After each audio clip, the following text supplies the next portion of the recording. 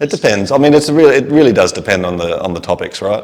Like sometimes when you're the leader of an organisation, you have to make a very difficult call. It might be a capital raise. It might be firing somebody. And often you can't reach a consensus on that, and so somebody has to come in and make a decision. But I think it's arguable sort of both ways. I think it's possible that organisations strive to have consensus, but then usually me or my business partner would have to jump in and make a call. And it's often not popular. I'm usually the good cop, he's usually the bad cop.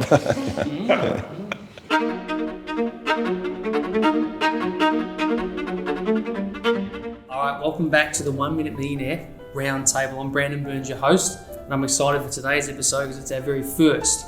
I've got 5 amazing people to my left and right. I'm going to introduce you to them very shortly, but first, I'm going to find out what each person has brought to the table today. So we're going to start with Matt Vitale from Birchall.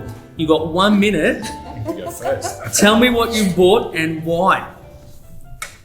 So I brought a photo of myself and my wife, Margaret.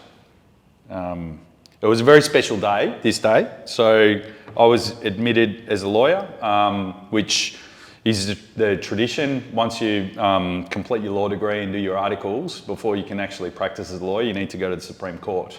Next up, Alice, investor advisor mentor. Who wants to go after that? Thanks. What have you brought to the table? Well, I had to go back to the analogue way of doing things because everything is digital. I put it in this book, Don't Look Back, You're Not Going That Way, which I think will probably come up a lot during our conversation. But I bought a paper copy of what was a digital certificate. So while I was at IBM, my career has been long and extensive in corporate, and while I was at IBM, got to participate in a Smarter Cities initiative. I don't know if any of you know much about it, but IBM pledged, I think, about $500 million to cities. Tom, co-founder of Emma and Tom's, what have you brought to the table, mate? But I've brought a bottle of Green Power because that for us was the inspiration at the start. I was on a career break from the UK and I was skiing in North America and having this green juice every morning in the gondola, going up to the high Albion. CEO of Bellamy's Organic, Tarsa Luo, am I saying that right? Yes. Beautiful. What have you brought to the table? I got this little Dare coffee. It's on my vest. It was a very important, momentum for me. So before I immigrated to Australia, so I was made my way in China. So I was top marketing director. When I moved to Australia, I could not get a job. I just wow, what am I going to do? So I picked up the sales rep job. So that was my first job. Just being on the street in Melbourne, walking, kilometres and trying to sell to milk bars. Dom Kim, co-founder of Upbank. What have you brought to the table? I brought this big hat. I've seen this hat before. I actually, we've been doing a lot of Zooms over the last couple of years, and I have this hat in the background. And there's a story behind it. I'm wearing the T-shirt as well, which says 2019 PAX. PAX is a computer gaming conference. It's like one of the biggest in the world. And in Melbourne, we hosted at Jeff's Shed at the exhibition centre, and we have 100,000 people over 3 days. And we were launching this new bank. And so we actually participated in PAX, and it was the first year that they were having an outdoor sort of theme, so they put us outdoors and no one came outdoors. Everyone was indoors, in the exhibition centre. And so I complained to the organisers, and then they moved us inside into the main exhibition hall. And so we got to be next to Nintendo and Sony and Twitch and all these amazing, sort of brands, I guess. That's awesome. Well, thank you everyone for sharing what you brought to the table. I bought something as well. It's probably not quite as exciting, but when I was 17, I went on Australian Idol and I got about halfway, and then I started an original band, and we were trying to be like a Savage Garden style band, and we made an audio CD and DVD. Wow. So there's the CD. This is what we used to send to record companies to say, hey, don't throw us in the bin, listen to us first. So that was a previous life for me, and yeah, that was kind of like my little past, so that's my little thing. Awesome, great. I'm glad I shared. All right. So before we start getting into some questions, why don't we keep in the theme of 1 Minute Millionaire, which some of you have been kind enough to participate in. Let's do a pop quiz. I've got 10 questions. Now, what I want to warn you all is, yes, you can press your buzzer first, but you've got to be confident that you know the answer. Because if you get it wrong, it's a minus point. So at the end of it, we'll keep a tally and we'll know who's won. And we are going to publish who's the winner from each episode. How many questions? We got 10. So if I just buzz everyone and get half Correct. Statistically, another point. We're so awful, aren't we? Another point's the same for missing the answer as they are for. Yeah, -1 or +1. Okay. So yes, it's definitely worthwhile being active and in the game. So let's do a buzzer check. We'll start with you, Matt. 100% yes! Alice. No! Tom. Think of anything I'd rather do. Dom. Right? Beautiful. All right, guys. So question number 1. We know who the richest person on the planet right now is, but what if I was to ask everyone who's the richest person ever to exist?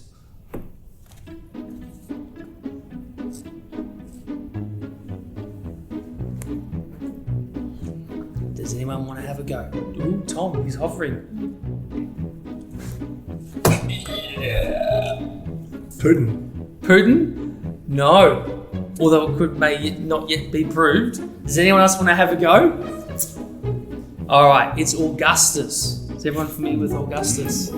The history buff. The Emperor? Correct. Really? Yes. Oh, we didn't know that. Yeah. So Tom, you're -1, but that's okay. Second question. Let's keep this show going. What's the smallest country in the world? Matt. Vatican City. Correct. All right, Matt won. Question number 3. How many stars are there on the Australian flag? Tom. 6. Correct. Tom 1. Which country is credited with inventing Wi-Fi? Tom. Australia? Correct. Tom 2. Number 5. Which city did the Beatles come from? Was that Tom first? It was close. Correct. Tom, you're back on track. You're on 0. Well done. What are we doing? I don't know. Next question. When was Netflix founded?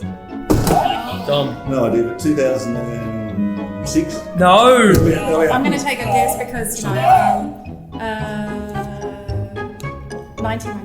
Oh, It close. was the 90s, I No, know that. Matt. 97. Yes. Woo. Matt, he's out in front on 2. All right, question 7. Who is credited as the very first superhero?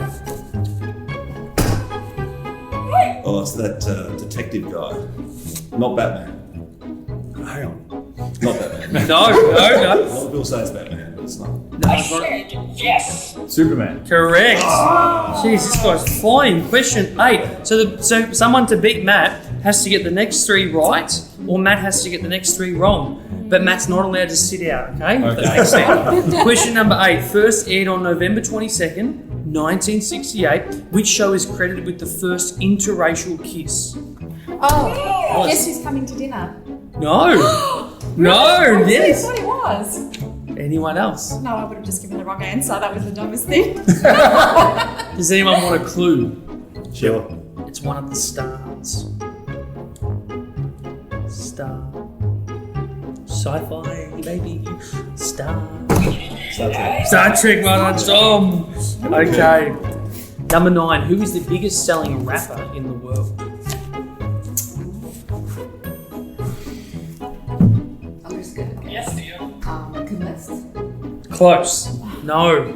Does anyone want a clue? It's a form of confectionery. I said yes! Correct. Well done. All right. Last question. What is Darth Vader's famous line to Luke Skywalker in The Empire Strikes Back? I've never seen any Star Wars movie, but I think I'm going to get this right. Yeah. Luke, I'm your father. Not Not quite. quite. Not Come on. quite. 50% at least. We need this one correct because it's a commonly gotten wrong statement. All right. You're halfway there. I am your father. Close, but no. Anyone else? There's something before the I'm your father. Luke. No! Son. No. Okay, no one's good. It's no.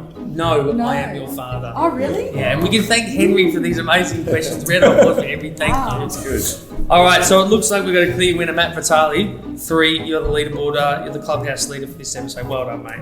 Nicely done. Fantastic. Thank you everyone. All right, guys, so we've had a bit of fun. We've done our pop quiz. We've found out what people have brought to the table. Now I'm going to give you a little bit more access to the people at the table. It's enough from me. I'm going to start some discussion points and questions, and let's see what they've got to say. And I hope you enjoy it. All right, so the first question I've got for the group, and maybe I'll direct this one to you first, Dom, is Which is better in the workplace, leading by consensus or leading by authority? Consensus? It depends. I mean, it really does depend on the topics, right? Like sometimes when you're the leader of an organisation, you have to make a very difficult call. It might be a capital raise. It might be firing somebody. And often you can't reach a consensus on that, and so somebody has to come in and make a decision. But I think it's arguable sort of both ways. I think it's possible that organisations strive to have consensus, but then usually me or my business partner would have to jump in and make a call. And it's often not popular. I'm usually the good cop, he's usually the bad cop.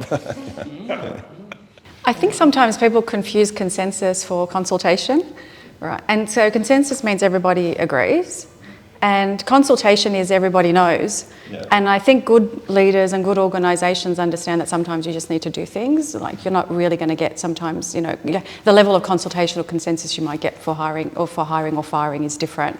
And so that's just, I think your point is spot on, which is you've got to really think about it as situationally and work out what the right thing is at the right time. Because I've seen, particularly in corporate, less I've got to say in the founding or startup world, leaders who can't make decisions and they keep using consensus as a way to defer decision making. And sometimes that's just classic avoidance is actually as bad as not making the wrong decision. I think part of certainly our success has been making decisions and being confident about making those decisions, even when they're right or wrong. And when they're wrong, you learn from them, and when they're right, you move forward. And I think that ability to make decisions often doesn't need consensus, it just needs authority. You just have to actually make the call in order to move forward. So, sometimes that's just a good way to lead. But it's not necessarily, like I said, what you strive for. You might strive for consensus, but it can be actually quite, stalling to an organisation if that's all you do. Yeah. I think it can be counterproductive too, because if you're kind of all sitting around the table and saying we all need to be of one mind, we all need to be supportive, then some people might feel if I've got an opposing view, I'm holding us back. Sometimes it's actually really valuable to create a situation where people can disagree and the organisation can still proceed. But this pressure for consensus, sometimes everyone agreeing on everything, I think it can be really hard, and it can be, somewhat kind of distorting to how free people are with, saying what they want to say. Tom, No, I agree entirely. I mean, obviously I've got a business partner, and we sort of score about the same on psych tests. So if we go and say hire a very senior person in our team, let's say a CFO, we don't want he and she to have the same profile as us. That would be self-defeating. You want that mix to generate the different views, I think. And as you say then, some decisions don't need consensus, they're probably compliance things, bad luck, this is the law. And others where I think it's, as you were saying, collaboration perhaps more than consensus, where everyone's had a say, but at the end of the day, make the call. Tarsi.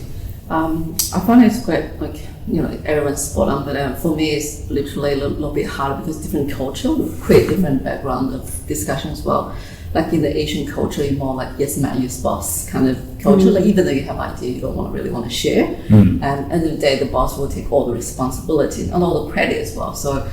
So it is that culture in there. So if you want to say I want alignment, it's very rare. You get the alignment, but it's not their true feelings because they never express themselves. But in Australia, it's more we're trying to get alignment as much as we can. But at the end of the day, it's your decision, right? So you have to jump out and say, yes or no. So. Yeah, the cultural bit's really important. I think having a safe space where you can actually debate and critique and argue, it's very important in order to create a successful business. All right, so we're all working from home in some capacity. You've all probably got workforces that are doing the same. I want to ask, now that we've sort of navigated through the last 2.5 years and some jobs and industries lean themselves better towards working from home, does it have an effect on job performance? Positive, negative? Is it the same? What's been your personal experience as well? Maybe I'll start with you, Alice. So many things in there. Is it the same? No, it's not. Is it better or worse? It's neither. It's just different. And I think, you know, the go forward model is hybrid. For many people, I think as we have this conversation, particularly on this topic, we have to remember that not everybody has the luxury or has had the luxury of working from home in the last couple of years. And so that's, you know, that's a very different perspective. Some of my work, it was already online. I teach, and I teach modules online anyway, broken down over courses, and I do that because I teach in Asia. So I'm really familiar with the cultural piece you spoke about, but also just time zones, and it's a way to get lots of people from different time zones and countries together in a very cost-effective way. So I was not that impacted by it from that perspective. Some of my other work just stopped, and I know a lot of founders and even friends who work in corporates were impacted in some ways, and I think it definitely exposed those organisations that hadn't quite worked out that they needed to offer different types of solutions for people who just want to work different hours as well. So I would say, you know, I've certainly missed and enjoyed being able to emerge from Melbourne and have that face-to-face interaction. But I also know, you know, that it's not going to be like that all the time, and it's just a case of working it out. The one thing I will say is it does take time to also understand that not everybody's as comfortable with either in person. Some people have embraced working from home in a completely different way. They can manage different personal commitments, but also different personality types as well, you know, who actually prefer that. So to me, it's kind of an interesting model. I'm waiting for. Yesterday, I was teaching and I made a joke about the metaverse. If you can, you know, if you don't like Zoom, wait till the metaverse comes, and this is actually a conversation that's happening. You know, hopefully we won't be just sort of heads bobbing along in some disembodied universe, but yeah, it's the way it's going to go, right? For people who can do it. We had our first metaverse investment pitch recently where someone in Australia but also had a team international, and they wanted to meet in the metaverse, and we did, and it was pretty amazing. It's a strange sort of thing, but you know, we actually went online and bought the headsets because some people didn't have them, and you know, this sort of stuff. One of our teams at the office here in South Melbourne actually do all their meetings in the metaverse, in the virtual world. It's pretty crazy. What I was going to say, I really like the way you sort of characterise that it's not better or worse, but there are some things like, you know, we talk about, say, shops, like retail shops really suffering, but actually I saw the opposite. Our local shops were dead. They've been dead for 20 years, and now they're alive. There's cafes, the butchers, the bakers, the candlestick makers, like, you know, all the shops are really booming, and suddenly there's a new sense of community. So I think with a lot of people being able to work from home, we've actually seen our local community and the connectedness in the community change. And vice versa, we've seen it fall apart a bit at work because a lot of people don't have that interpersonal connection that they've had previously. So I think there's definitely pros and cons, and the idea of this sort of hybrid workspace is something that I think, you know, makes sense moving forward. And there are a lot of advances where people will say, well, you know, there were 5 years or 10 years worth of you know, technology advances or remote working advances or whatever that happened in a few months because we were forced to do it. And I think sometimes out of adversity comes success. And so we're seeing some great successes now in other ways to collaborate, other ways to work, other ways to integrate, other ways to do commerce that otherwise might have taken decades before we actually got there. So I think there's some positives as well. I've got to say, I just have to share it because I hope you enjoy it. But I saw this meme of a guy, and he's in a swimming pool, and he's got his laptop up, and he's like this, and his expression is, and the caption on top says, when you're asked to turn your camera on in the team meeting. And I think that summarises the best of it, right? It's the best and the worst of it. It's the person who maybe is doing what they shouldn't be, but it's also the flexibility that you get, and it's a whole bunch of stuff. And no commute time, and you know, we saw an increase in performance amongst our technology staff. We're mostly engineers, and we're on computers all day anyway. It doesn't matter if we're at the beach or if we're at home or if we're in the office, we're still on the computer writing code. So we actually saw an increase in productivity because there's no commute. You don't have to spend an hour getting to the office and an hour getting home. And people also, I think, reconnected with their families. So a lot of people who were, you know, not at-home mums or not at-home dads suddenly had the opportunity to spend more time with their kids. I get to walk the kids to school now, and you know, might not have done that previously or whatever it is. I get to have meals with the kids, you know, that sort of stuff. So I think there's lots of positives to come out of it, lots of negatives as well. And it's been noted for the better. Going back a few years, in a traditional job, you would sneak out of the office to go to your child's sporting day, and now you leave loudly and go, I'm going to sport day. Yeah. See you at 4:30. Yeah. And that's a revolution.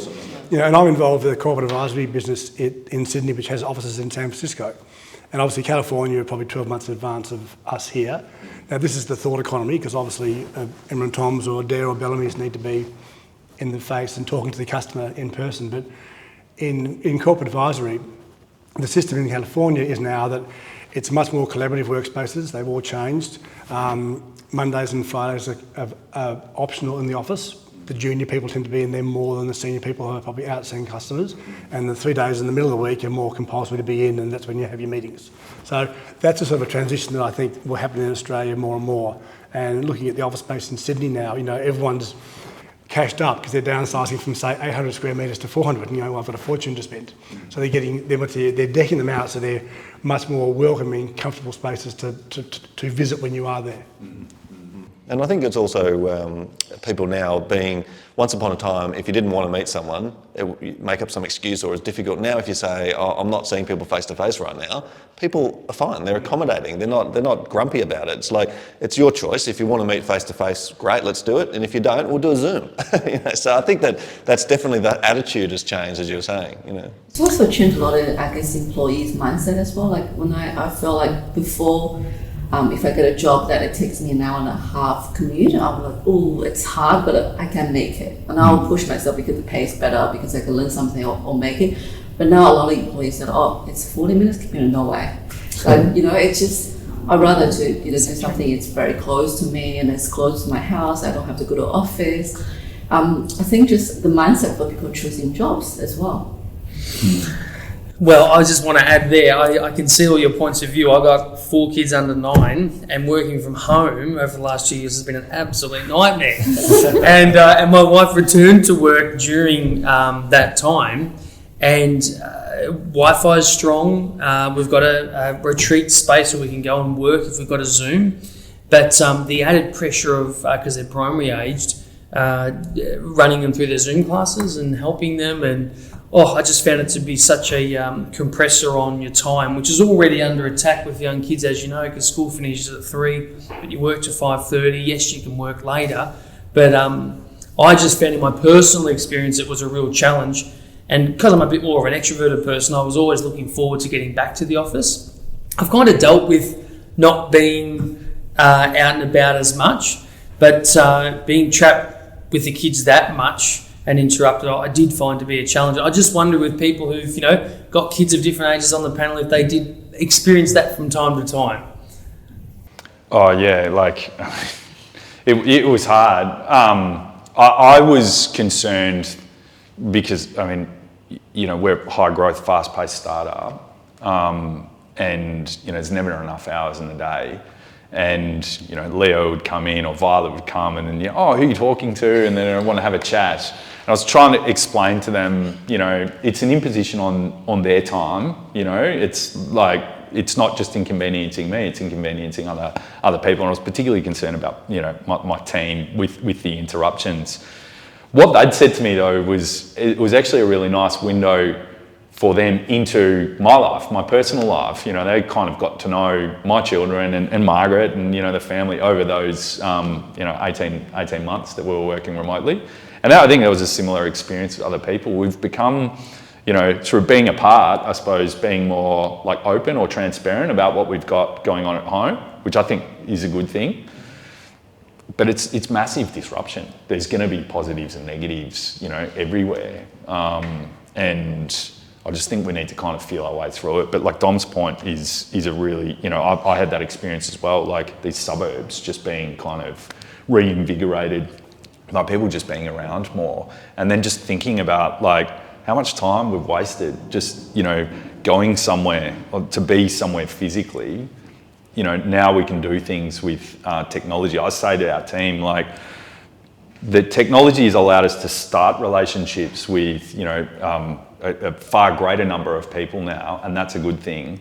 But when we're doing in-person meetings, it's more about building relationships and, people that you already know. And, there's a lot of things that you just can't, pick up or gauge through a screen. And that's really our approach now. We don't do, in-person events. We used to do them, for like investment meetings and things like that. We probably, don't do those where we're starting relationships with people, and we kind of give that advice to companies as well. It's more about building relationships in in-person environment. I think it's a far more efficient approach. I mean, I've found it's involved my daughters more. You know, I had to do listen in on an investor briefing from the States in the car for an hour in Sydney, so I had it on the speakers, and it was about a drone startup. Now, if you don't know, drones are subject to the same laws and as a Boeing 747, all the same standards, etc. So it's very expensive, it's very risky. This went for an hour, and the presentation finished, and I heard from the back seat, "That sounds risky." I'm like, "You and me too, sister." 100% risk. And it can just happen by osmosis. Like my son, I have a little shipping container in the driveway where I was working, and I'm fortunate that my wife was able to look after the kids, and so I didn't get interruptions. But now and then they'd come and knock on the door, or they'd come in or whatever, and my son always wanted to just sit. I have a couch in there and a TV. It's really awesome. It's totally decked out with an air conditioner and everything. But yeah, it's a man cave. But my son would just come and sit on the couch and play computer games or read a book or whatever. But he was obviously like absorbing by osmosis whatever was happening on the Zooms. And then when they went back to school, he came home from school, and I said, "How was school?" And he said, "Oh, we're playing startups today." And I'm like, "What do you mean playing startups?" And he goes, "Oh, well, like we're raising capital, and then we're giving away equity and all this sort of stuff." And he just learnt that by osmosis by sitting on the couch listening to me Zoom. So I think that's like that, there's something about that connection that you're having with your kids when you're there all the time with them. And we got a temporary swimming pool from Clark Rubber down the road, chucked it in the backyard, and we go swimming every day. So we're stuck at home and we try and make the most of it, and so eat out on the back deck and then jump in the swimming pool. And so I think there's some positives. I'm a very positive person. I turn everything that's negative into a positive, but I think there can be, certainly these family connections are something that has made a big difference, I think, in a lot of people's lives. Yep, I agree with that. And what it makes me think of is, did you have any direct experiences with people in your workforces who maybe were more of a younger or a single nature, living alone, maybe not in a suburb that offered a lot of, choice in an apartment or something? And did they have any issues with that isolation element for such a long time? 100%. Yep. So, how did you kind of approach that without overstepping, but showing duty of care, and how'd you do that? We had to create a bunch of policies to help people finding places where they could go to work, or having the right equipment and tools and things. We have a full-time fitness, mental and physical health instructor that works in the company, and he would go around and visit people, and the social distance and all that sort of stuff. But you had to come up with ways to do it. And when we were coming in and out of lockdowns, when the office was open, we would have a limit of, I think, 5 or 6 people that could be in the office, and they had to wear their masks and all that sort of stuff. But we found that it was full nearly every day. Why? Because there were people in that situation you described that were lonely, that were desperate to get back to work, that were missing that human contact. And so we just had to create sort of space for them to be able to do that and not feel disenfranchised or feel, upset or depressed or whatever it is. So, some of us had the experiences with our family and kids and community and that, and others had exactly the opposite. They were just isolated, depressed, consumed by this lockdown, and really quite angry about it. Yeah. Anyone else want to offer anything on that point before I jump on to the next? We all good? Great. Hey, who's currently working from home today outside of this recording? Anyone here at the table? We'll do hybrid. Partial. Yeah. Hybrid, nice. Cool. Okay, I like that. I've got another question for you guys. We know outsourcing production and tech is going to make more and more jobs redundant, potentially, or not. And we feel like maybe it might happen a bit more in the Western world. How do we all think we're going to be able to combat that and make sure there's enough jobs to go around for, say, our kids in the next generation? My daughters asked me what their job might be when they leave university or school, and my immediate response was, I don't think it exists right now. And they're in the middle of their high school years. So that'll be my first comment. Secondly, I think, coming from a startup world, every job that we probably now hold in our businesses wasn't a job before that became a job. It's been a new system. I mean, even our fairly straightforward distribution system is sort of proprietary, and we've had to develop that with software around it, and the people who helped build that had to learn the job from the ground up. So I think more and more, as the pace of technology, as we know, is rapid, I think new industries and new areas and more efficiencies will be created. Look at, say, agriculture. I think there's going to be more depth of workforce, is my view. Alice? I feel like I'm going to repeat myself and say I think it's different because I think, look, I was working for Hewlett-Packard in 2000, the 2000s, and it was all about smarter home, connected home, which, was all about your fridge being able to anticipate, it knew it was empty and it would be filled somehow, magically. And that hasn't happened yet. And look, there's days when I just can't get to the supermarket and I just wish. And then I think, why don't I just online order? So I think in some ways technology, look, and I love tech, I think technology has advanced a lot. But I think there's still a lot of places it can go.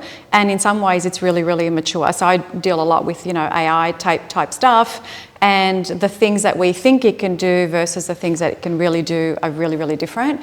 You look at things like cyber. I've got a friend in his 30s and he was asking me what he should be doing next. And I said, if I was him, I would be doing cyber, because I think the more technology alleviates, or enables us, the higher the risk. And, we're seeing that with ransomware attacks. And now we've got terms like ethical hacking. So that wasn't even a term how many years ago, right? And there's marketplaces anyway, so I won't get off on that. But so there's a whole bunch of things, as you said, Tom, that we didn't know, but there are also the same types of jobs. Goods still need to move around.